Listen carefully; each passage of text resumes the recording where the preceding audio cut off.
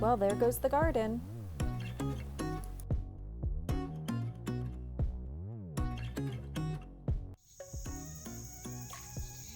Good morning, everyone.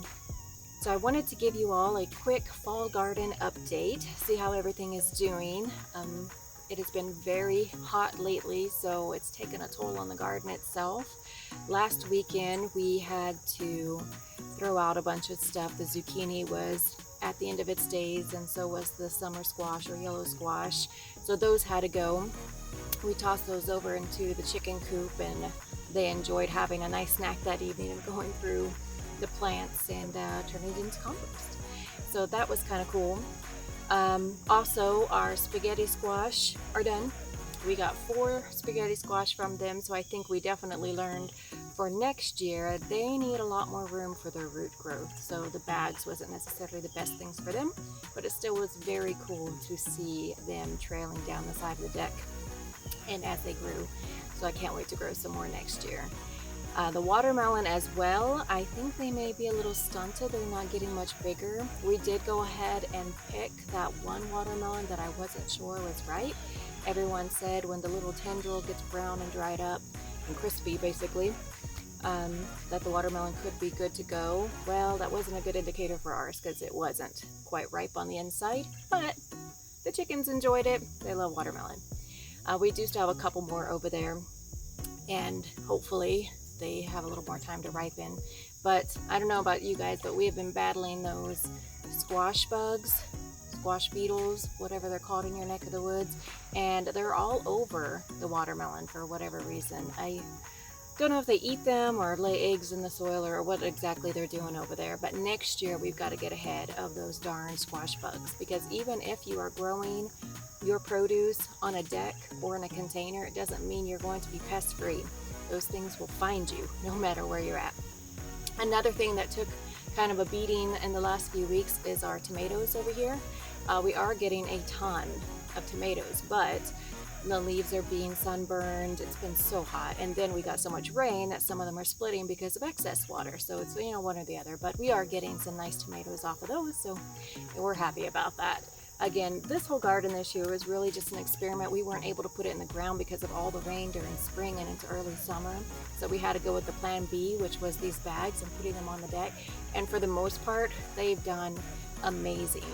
Earlier in the year, we had our corn, and they probably thrived the best. They did so well on those bags, and we got some amazing sweet corn off of them. I can't wait next year to do them again, and a whole lot more, not just 6 or 7 stalks, but maybe 20, 30 stalks of corn next year. But anyway, so for what's left in the garden this year is we have our scallop squash that are growing, the yellow and the white, and then our banana peppers and our jalapenos are doing amazing. We are about to get overrun with jalapenos. They're over here, that's why I'm looking over there. I'll show you a picture of those.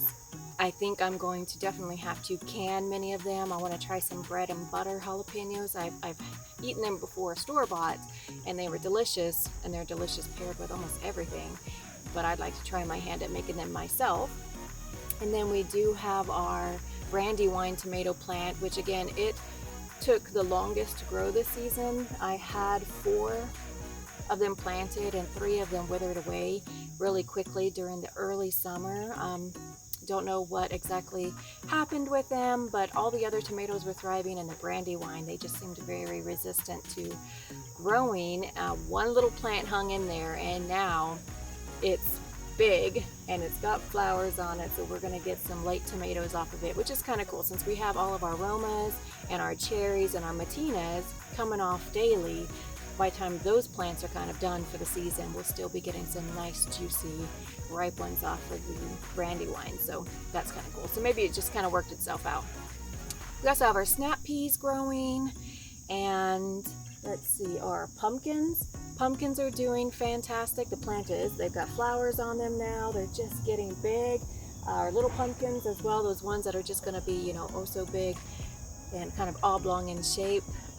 Those are just taking off as well. It's just amazing what this garden does on its own, and it's just a short season because everything we planted for fall, it has to be wrapped up by you know, October, November at the latest, because the frost will be coming. I'm hoping we have a longer than usual season this year, but you know, usually when you hope for those things, we're probably going to wake up to 30-degree weather tomorrow. But no, this week is actually supposed to be very hot. So again, that will take a toll on the garden. It's not liking the heat so well, but you know, we just deal with the days as they come, and the garden thrives or it doesn't. But anyway, other than that, also the carrots. Our little carrots are doing so well. They're coming up. We've got them thinned out nicely, so I think that they will do a very good job of producing some more carrots for us into the fall. And I'm really debating on whether or not I want to take a couple of these bags inside and plant some carrots and lettuce and such inside the house. Just keep it by a big open window or something for sunlight, because they don't need any cross-pollination or anything like that. So they may be something I can dabble with over the winter to still have a little bit of fresh produce and not have to rely completely on getting everything at the store. But really, that's about it for this week. I don't have a lot of updates. The garden, I mean, what's left of it, it's doing well. It looks good. Loving everything that's coming off of it. Our next projects are going to be building a feeder for the goats, because they have gotten to where they just knock all their food out of their pan. And of course with goats, I don't know if you know this, but if their food hits the ground, they don't want to touch it anymore. It's so funny because you always hear about goats eat everything. Well, they probably do if it's in a pan or if it's off the ground. You knock it onto the ground and they don't want to have anything to do with it. And so between them knocking it out and the chickens knocking it out, we're losing a lot of feed to the ground. So we need to build a feeder that's up off the ground that will preserve their food a little better, so they can actually eat more of it than waste more of it. We want to do that. We're going to build a little compost box in the chicken pen itself, so when we put our scraps out there and they eat out of that box, it also composts at the same time, and then we can just shovel out what's left in there and go put it in the compost pile. And we also need to build something for the goats to play in. So, you know, we built the nesting boxes a few weeks ago, and the goats think it's their personal plaything. So it wasn't a big deal when we first built them, but now that the chickens are laying, the goats are getting inside those nesting boxes to sleep and play, and they're crushing the eggs. So we don't want to lose our eggs to our goats who thinks that they're chickens.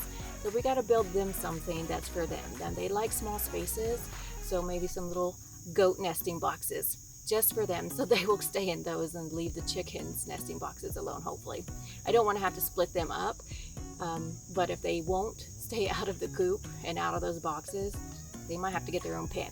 So we're going to try this before we consider splitting them up, because they get along really great and I like all the animals together.